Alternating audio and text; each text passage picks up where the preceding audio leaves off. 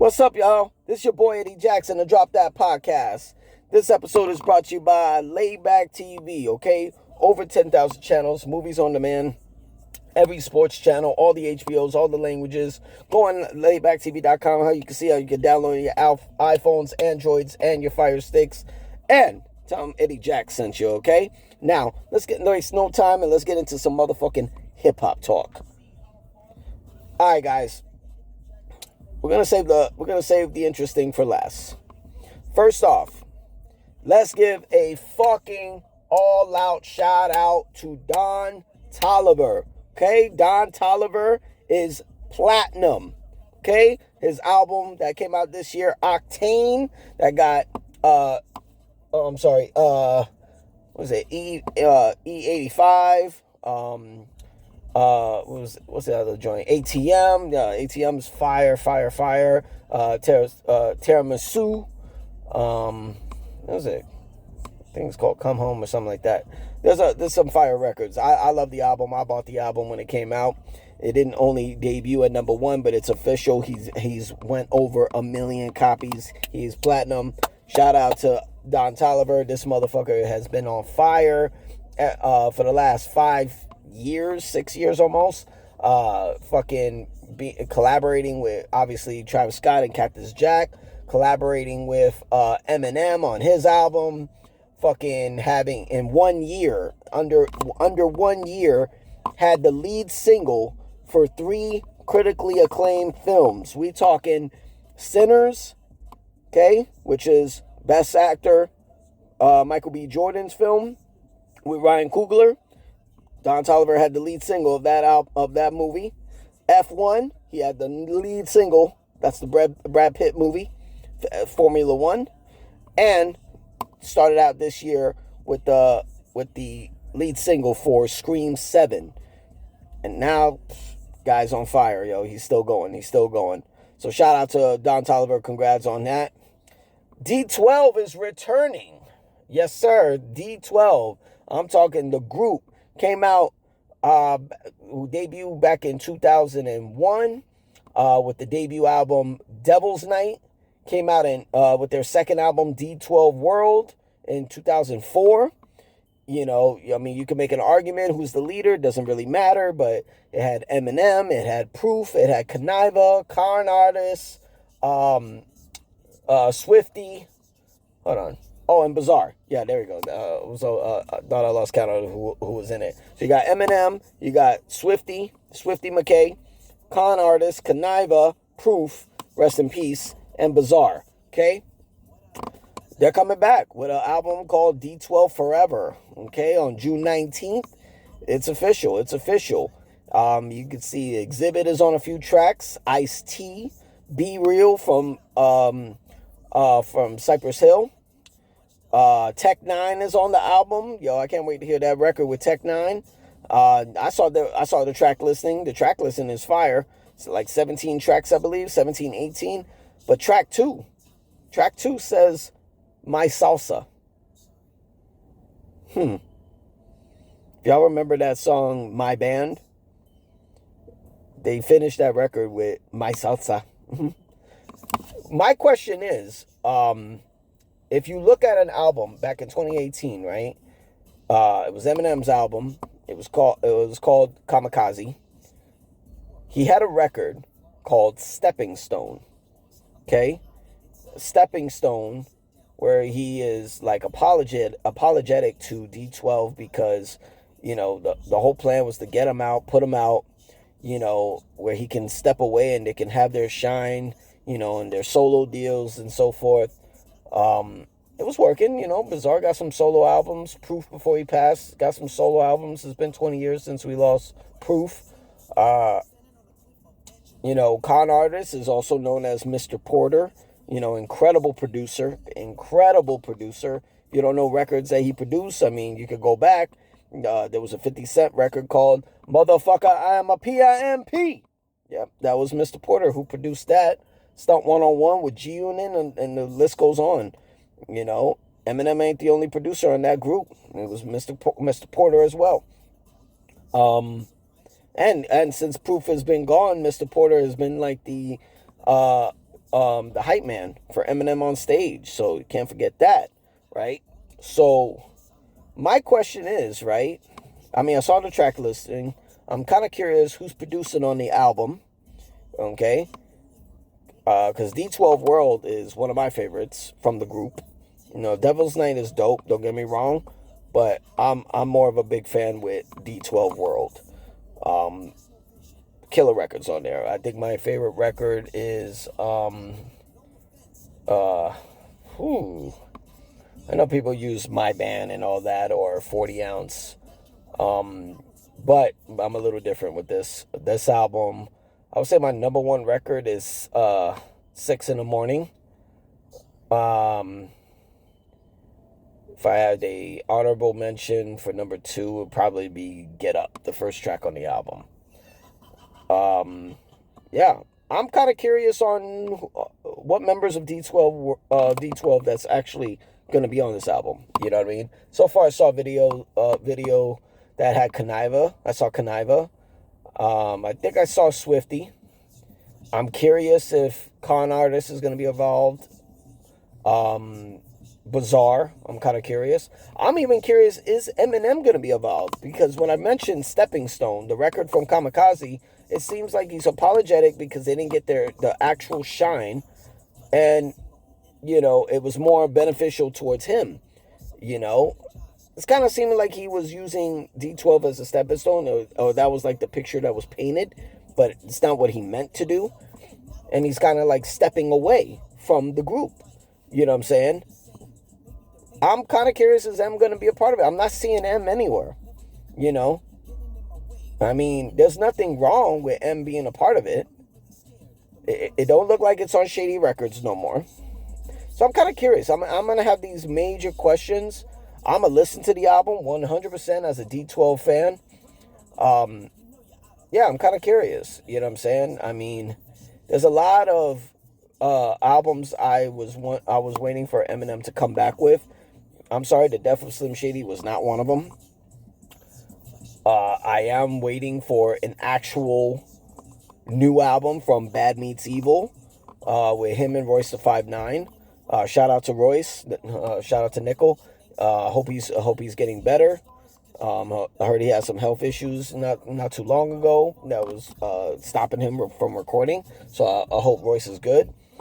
Yeah, I mean, there's been rumors that we might get a Marshall Mathers LP3 to end his career.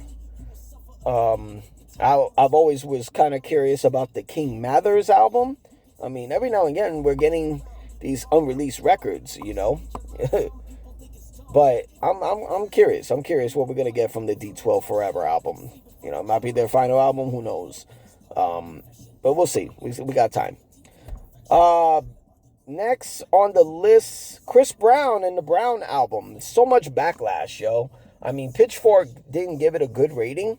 A lot of people are talking shit about it. You know, no pun intended for the album being brown. But I mean, you are seeing a lot of R&B records. You know what I'm saying? A lot of R&B albums. So Chris Brown, being probably the new king of R&B, gave you an R&B album. What the fuck is the problem? I don't get it. It debuted number 7, 65K on the first week. That's fucking disrespectful. There are some fire records on this Brown album. Okay? My top 3? Aside from Holy Blindfold, because that's my favorite record. That shit is fire. Like, if there was ever a record that brings you to that time where Michael was recording and putting out the music he was putting out, Holy Blindfold was like one of them. I think if Michael was alive and he heard Holy Blindfold, 100% he's like loving that record, I believe. My opinion, right? But aside from Holy Blindfold, because that's my number 1, I would say Colors is one of my favorites. Honey Pack is definitely one of my favorites. For the Moment, 100%. Obvious, definitely. I say those are my top 5 records. I don't understand what the fuck you people want. You know what I'm saying? Y'all don't appreciate Chris Brown at all. You look at every album that he put out since '05, and look how many records are on it. I feel like Chris Brown, as talented as he is spoiling you bitch ass motherfuckers with this shit. He's spoiling you with records. Hell, Heartbreak on a Full Moon was 45 fucking records. It was basically a triple album. And you guys didn't appreciate it at all. You didn't appreciate it. Why should you? It's sad. If I'm being honest, it's fucking sad that he even bothers to fuck with you guys.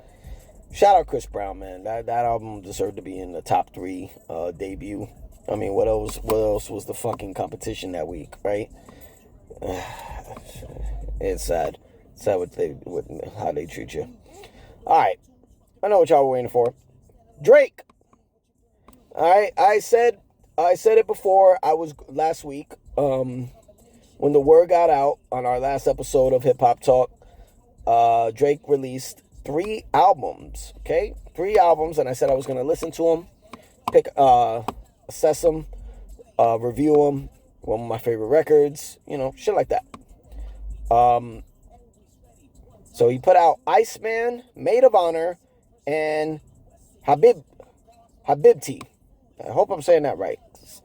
I heard it was Hebrew, which means my love or some shit. I don't know. But he broke a record. Okay? Drake is the first artist in history to put out 3 albums, and they all 3 debuted in the top 3 in the Billboard 200. The last person to do that, if I'm not mistaken, was Nelly. Nelly put out Sweat and Suit. Suit was number 1, Sweat was number 2. Both went platinum. Iceman sold 475K. Maid of Honor put out, it was number 2, put out 120K. And also Habibti put out 120K as well. I like the records. Road Trips, BBW. That's a fire record, I believe. Not a fan of Which Ones. Not a fan of What I Miss. The Iceman album is actually better. If I'm being honest, Maid of Honor and Habibti are technically mid to me. I think I like 2 records for both albums. Iceman got more fire on it. I've got to be honest. Iceman got more fire on it. Ran to Atlanta, I fuck with. National Treasure, I fuck with. Too Hard for Radio, I fuck with. The West Coast Sound, that's a dope record. Make Them Cry. Make Them Remember. Make Them Know. Firm Friends. Yeah, these are fire records, I gotta admit. As far as like his discography, I say Iceman is better than Scorpion, 100%. I think Iceman is better than Scorpion. I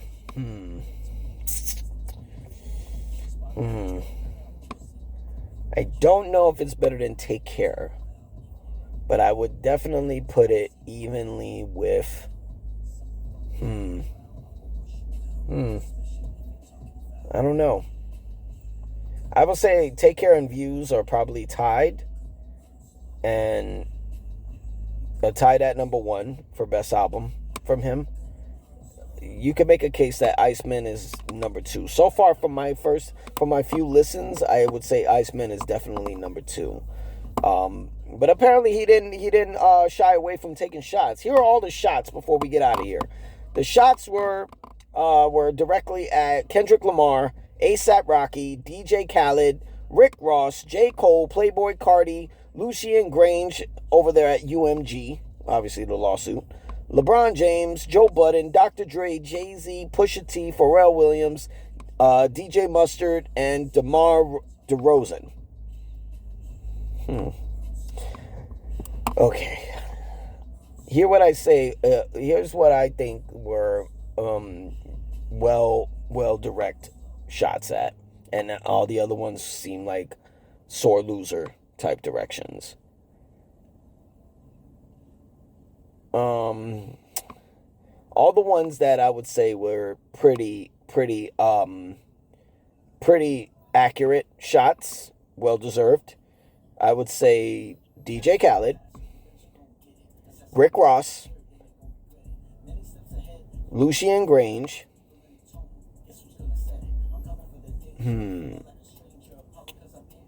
Probably because it was a close friendship. DeMar DeRozan.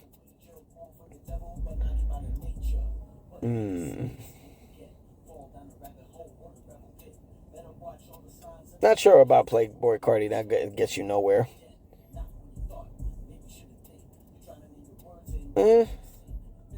Maybe ASAP Rocky, but I don't know. Talking about Kendrick, why? You lost. You lost the fucking battle. It was 2 fucking years ago. And you're bringing up shots that were on the Not Like Us record. Okay. I don't think Kendrick can benefit any more battling this guy. I think Drake needs to stop battling. You're 1 and 2. Just plain simple. With Dr. Dre, I don't get why. I think there's something behind the scenes with that, along with Jay-Z. Pharrell's living his best life over there in Paris, head of the Louis Vuitton headquarters and shit. He ain't worried about you, Drake. Just saying. Mustard, if you're fucking with Mustard because he produced Not Like Us and benefited from that and was on the Super Bowl field, gotta cry to your mama, Drake. That's just sad. Joe Budden, that's sad. I would take Kendrick, Joe Budden, Kendrick, Joe Budden, Pusha T, and that's it. Okay? Kendrick already served you. Pusha T already served you. Joe Budden, you didn't want to step in the ring. These are 3 niggas who literally fucked you up lyrically.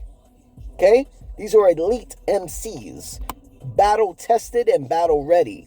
You didn't fucking want to fuck with them. So why? Why you want to do it? I get Lucien Grange. Fuck that nigga if he's involved in the UMG lawsuit with you. Hey, well documented.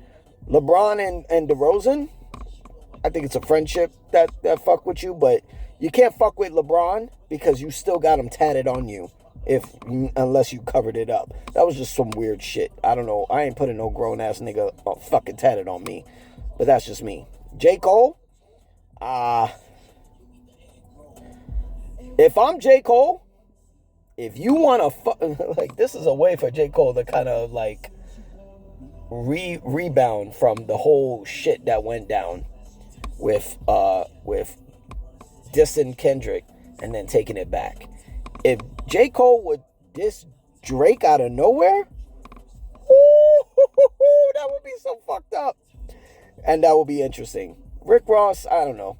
He ain't gonna be selling shit out of Set in Stone on his album next month, so I don't get why the fuck he's even continuing to say shit. He's just backpedaling, doing shit. A$AP Rocky's gonna enjoy his life with his woman, having his 3 kids. If I'm A$AP Rocky, I'm putting in as many fucking kids in Rihanna as possible. Okay, bop bop bop bop bop bop bop bop. Don't even need to do music. Fuck that shit.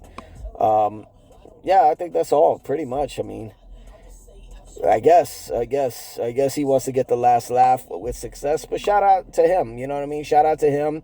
DJ Academics was there at the fucking release over there at the CN Tower in Toronto. He got himself an OVO chain. Shout out to Maul. He was recording that shit too. Yo, it was a celebration. I like it. I think that was a dope celebration. They had the CN Tower literally all fucking iced out and shit. I think in the last few years, maybe, Drake has had the best album rollout. And that's just in my opinion. I think he had the best album rollout. This was a very dope rollout.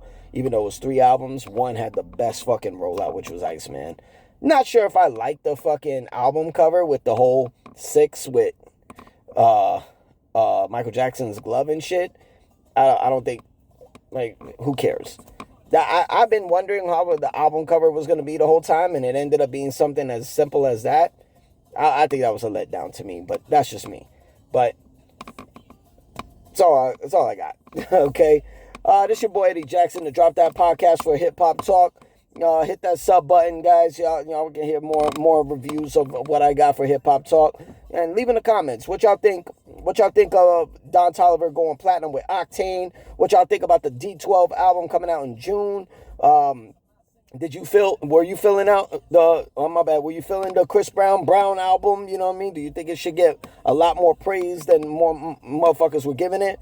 And what y'all think about the 3 albums, Made in Honor, Habibti, if I'm saying that right, Iceman, you know what I mean? All the shots that Drake shot out, on all the tracks. Y'all let me know what y'all think, all right? This your boy Eddie Jackson, to Drop That Podcast, and I'll see y'all next week, all right? Peace.